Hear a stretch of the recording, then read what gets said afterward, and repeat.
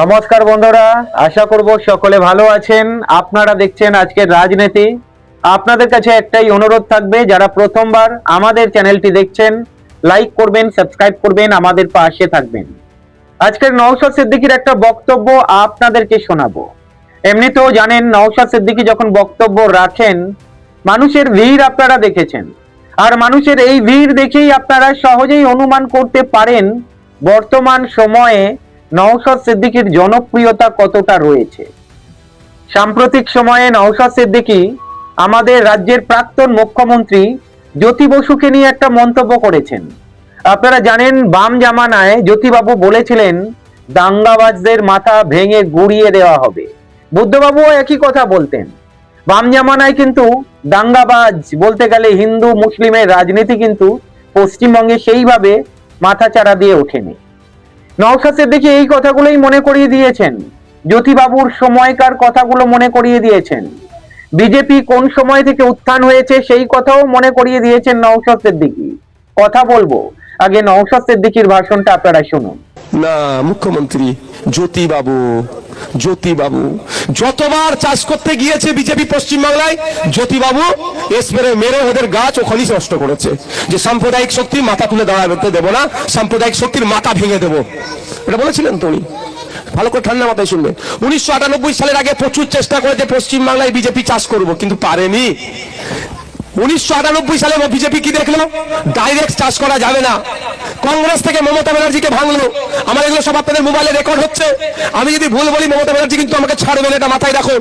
1998 সালে বিজেপি কি দেখলো? যে আমি এখানে সরাসরি চাষ করতে পারছি না, তাহলে কি করতে হবে? তৃণমূল কংগ্রেস নামক একটা দল তৈরি করলো। আডবাণীজি, অটল বিহারী বাজপেয়ী আর আদানিজিদের, লালকৃষ্ণ আডবাণীজিদের সহযোগিতা নিয়ে কংগ্রেস থেকে মমতা ব্যানার্জিকে বার করে নতুন একটা দল করে বাংলায় বিজেপির অনুকূল পরিবেশ তৈরি করার দায়িত্ব ওদেরকে দিয়ে দিল। ওরা বিজেপির জন্য মাটি তৈরি করতে লাগলো। এই মাটিতে যেমন চাষ হবে না, বিজেপিও মাটি বাংলায় চাষ হওয়ার যোগ্য ছিল না, বিজেপির মাটি তৈরি করতে লাগলো। ধান চাষের মাটি কিভাবে হবে সেইটা যেমন আপনারা তৈরি করবেন, ওরাও তৈরি করতে লাগলো। করতে করতে করতে করতে করতে আমার যারা বাপের বয়সী লোকেরা আছে বলুন, 2011 সালের আগে বিজেপি বলে কিছু জানতেন আপনারা? এই জানতেন যে এই 2011-তে মমতা ব্যানার্জি ক্ষমতায় আসলো, বিজেপি সেই ঘর থেকে বার হয়ে গেল। যত দিন যাচ্ছে বিজেপি তত বাড়ছে। দেখুন, একটা দায়িত্ব নিয়ে মমতা ব্যানার্জি বিজেপিকে পশ্চিমবাংলায় এস্টাবলিশ করলো। তো এখন আপনি যদি বিজেপিকে হারাতে চান, শুধু বিজেপিকে হারালে কিচ্ছু লাভ হবে না। বিজেপিকে যে এখানে নিয়েছে, লড়াই করেছে, তাকে আপনাকে হারাতে হবে সাথে সাথে। এই যে বাঁদিকে দেখছেন ঘাস হয়েছে, পানি ছিল বলেই ভাই ঘাস হয়েছে, পানি না থাকলে ঘাস জন্মাবে না। এই পাইপ লাইনটা হচ্ছে আগে আপনাকে কাটতে হবে। পশ্চিমবাংলায় বিজেপিকে সাপ্লাইয়ের পাইপ লাইনটা হচ্ছে তৃণমূল। যদি পানি না এসে পৌঁছায়, ঘাসই জন্মাবে না। ঘাস না জন্মালে ছাগল গরুর উৎপাদন হবে না। আগে আমাদের পানি আসার লাইনটা কাটা, ঘাস জন্মাবে না, ছাগল গরু উৎপাদন হবে না। পানিয়া পশ্চিমবাংলায় বিজেপিকে আপনি যদি অপ্রাসঙ্গিক করতে চান, তৃণমূলের সাপ্লাই লাইনটাকে কাটুন, পশ্চিমবাংলায় অপ্রাসঙ্গিক হয়ে যাবে। চলে যান 2011 সালের আগে। মমতা ব্যানার্জি ক্ষমতায় ছিল না, তৃণমূল পশ্চিমবাংলায় ক্ষমতায় ছিল না, বিজেপিও ছিল না। 11-র পরে ক্ষমতায় এসেছে, বিজেপি বেড়েছে। আসুন 2026 সালে আমরা ঐক্যবদ্ধ হই, দলবদ্ধ হই, যত বিজেপি বিরোধী তৃণমূল বিরোধী শক্তি আছে এক জায়গায় হয়। বিজেপি তৃণমূলকে আমরা হারাবার সাথে সাথে 2011 রিপিট হয়ে আগে রিপিট হয়ে যাবে। তৃণমূল হারাবে, বিজেপি আবার গর্তে ঢুকে যাবে। কি বলছি বুঝতে পেরেছেন? এরপরেও বলতে পারে, আমি এখানে চলে যাবো। তৃণমূলের বন্ধুরা কি বলবে? একটাই বুলি উড়াবে, কি?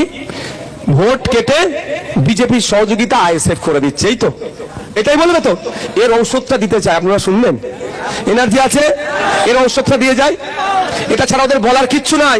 আমি এত বক্তব্য দিলাম, একটা শব্দ ওরা সমালোচনা করে টিকে থাকতে পারবে না। সমালোচনা তো করবেই ওরা, কিন্তু যুক্তি তর্ক দিয়ে পেরে উঠতে পারবে না। আমি তোদেরকে চ্যালেঞ্জ করি, কি ভাই, একদিকে মমতা ব্যানার্জিকে বসাও আর একদিকে আমাকে বসাও। এই 14 বছরের দলিত, আদিবাসী, হিন্দু, মুসলমান নির্বিশেষে পশ্চিমবাংলার মানুষরা পেছন দিকে গিয়েছে না এগিয়ে গিয়েছে, প্রমাণ হবে। আমি মমতা ব্যানার্জিকে প্রমাণ করে দেবো 14 বছরে আপনার আমলে সরকার পেছন দিকে যাচ্ছে, পিছিয়ে যাচ্ছে। এটা যদি আমি প্রমাণ না করাতে পারি, আমি তাহলে তৃণমূলের ঝান্ডা ধরে নেব। আর মমতা ব্যানার্জিকে আমি আমি কনফিডেন্স আমার, মমতা ব্যানার্জিকে আমি ভুল প্রমাণ করে দেবো, তাহলে কি হবে বলেন? কি করতে হবে মমতা ব্যানার্জিকে? হ্যাঁ, আপনারা শুনতে পেলেন নওশাদ সিদ্দিকী যে কথাগুলো বললেন, প্রতি কটা কথার মধ্যে যুক্তি রয়েছে। এটাই তো বাস্তব। বাম জামানায় কিন্তু হিন্দু মুসলিমের রাজনীতি হতো না। জ্যোতিবাবু, বুদ্ধবাবুরা একটা সময় বলতেন দাঙ্গাবাজদের মাথা ভেঙে গুড়িয়ে দেওয়া হবে। জ্যোতিবাবু বলেছিলেন রাজনীতির মধ্যে যদি ধর্ম ঢুকে যায় সেটা আর রাজনীতি থাকে না। যাই হোক, এইটাই বাস্তব যে কথাগুলো নওশাদ সিদ্দিকী বললেন। আর আপনারা যদি দেখেন নওশাদ সিদ্দিকীও যখন বক্তব্য রাখেন, আমি অন্তত কখনো নওশাদ সিদ্দিকীর ভাষণের মধ্যে হিন্দু মুসলিম কখনো দেখিনি। নওশাদ সিদ্দিকী যখনই কথা বলেছেন, শ্রমিকের কথা বলেছেন, বিড়ি শ্রমিকের কথা বলেছেন, চা বাগানের শ্রমিকের কথা বলেছেন, 100 দিনের কাজের টাকা কেন বন্ধ রয়েছে, কেন রাস্তাঘাটের বেহাল দশা, হসপিটালের কথা বলেছে, স্কুলের কথা বলেছে, শিক্ষার কথা বলেছে। নওশাদ সিদ্দিকীর ভাষণে কখনো ওই হিন্দু মুসলিম দেখিনি। ধর্ম নিয়ে কখনো রাজনীতি করেনি বা ধর্ম নিয়ে কিন্তু কখনো কথা বলেনি। উনি হিন্দু মুসলিম ওনার বক্তব্যের মধ্যে অন্তত আমি শুনিনি উনি করছেন। নওশাদ সিদ্দিকী জ্যোতিবাবুকে নিয়ে যে কটি কথা বললেন, এই কথা থেকে প্রমাণ হয়ে যায় যে বাম জামানায় সত্যি হিন্দু মুসলিমের রাজনীতি হতো না। হ্যাঁ, নওশাদ সিদ্দিকী এমন অনেক বক্তব্য রেখেছেন যেখানে বামেদের সমালোচনা করেছেন। আমরাও অনেক সময় বামেদের সমালোচনা করে থাকি। দেখুন, এটা রাজনীতির একটা অঙ্গ, কিন্তু যেটা সত্যি নওশাদ সিদ্দিকী কিন্তু সেইটাই বলেছেন।